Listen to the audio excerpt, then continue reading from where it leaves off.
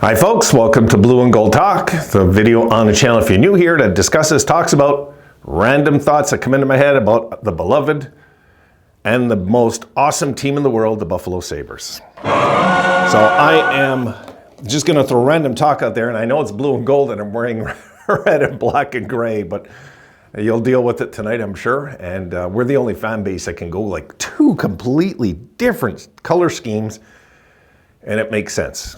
You know, so it's, I am so excited about today, guys. I just am.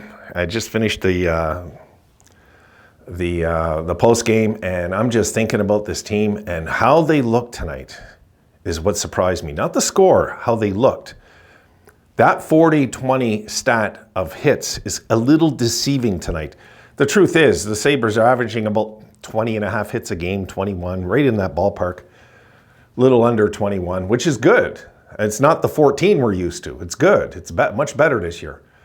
50% improvement there this year. You know, something I should give more credit for. But I seen a sign of soft in the game I didn't like when we didn't come to UPL's defense. That is still rolling in my head, and it's probably the reason I'm doing this video. We've got to step it up with the aggression. If we're ever going to make a real serious push to the playoffs, push to the league, really. It's time that we tell the league to go to hell and we get in. It's really that time.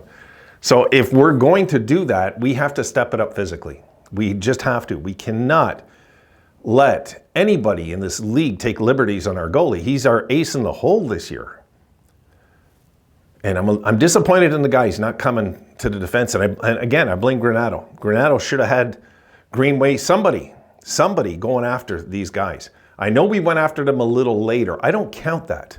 In the moment, you go after them, you teach them a lesson. You take a penalty. Take a penalty. That's the perfect time to take a penalty, not these stupid penalties that you guys see we take sometimes. That's the time to take a penalty. Go after somebody and whack them. Give them a two-hander right in the back of the legs, hard. Ruin them for the night. Seriously. You know, you hit somebody in the back of the knees really hard with a stick. That's a play that back in the day that you knew you're going to screw up your opponent really good. Look, to let that fly twice really got to me.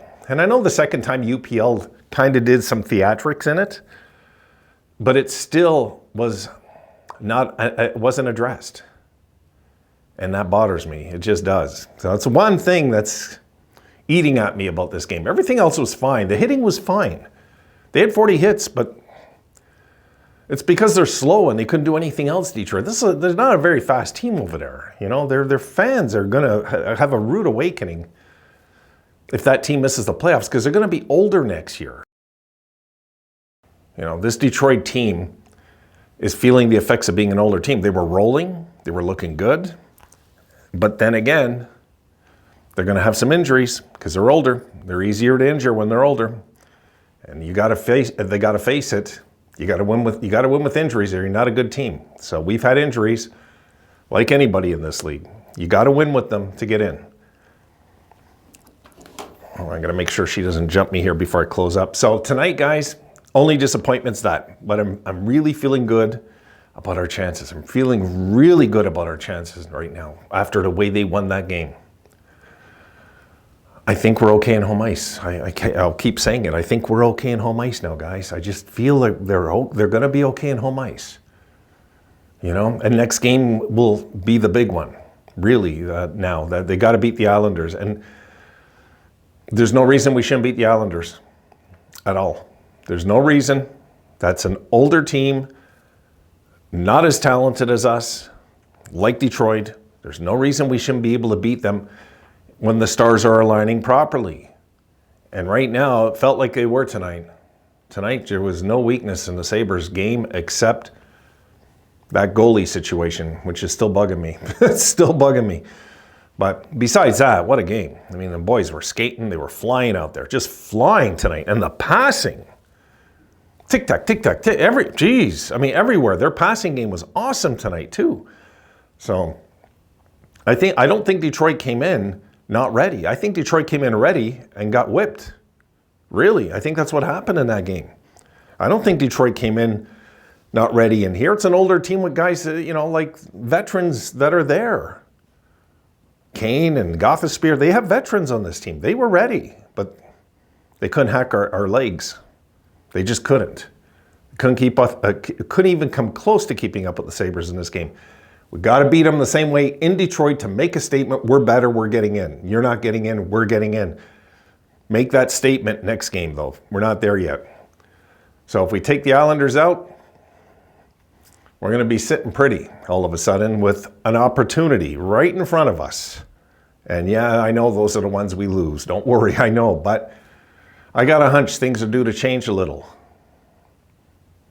Just a hunch that maybe this is the time where the Sabres wake up. If you go, this reminds me of the 79-80 New York Islanders.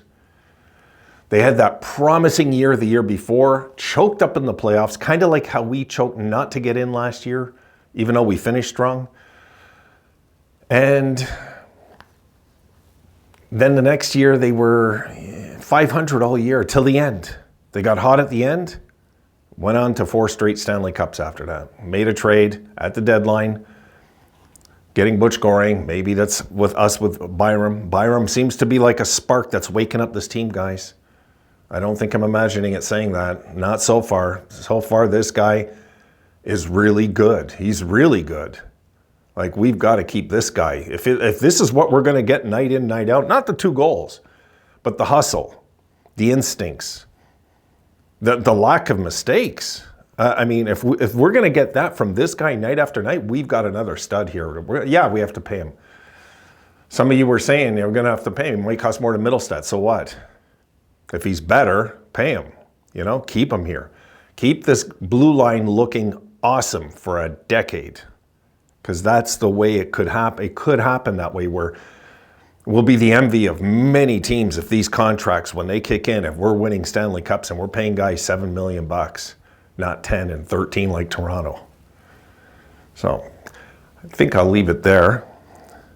Jeez. Get out of here. No. Oh my God. You little brat. Oh my God. She's just waiting for me to make eye contact. Wait for me to make eye contact, and right away the tail's going nuts, and she jumps up at my wire. You be a good girl. You be a good doggy. Hey? He's a good dog? Hey? So my little good luck charm was there tonight.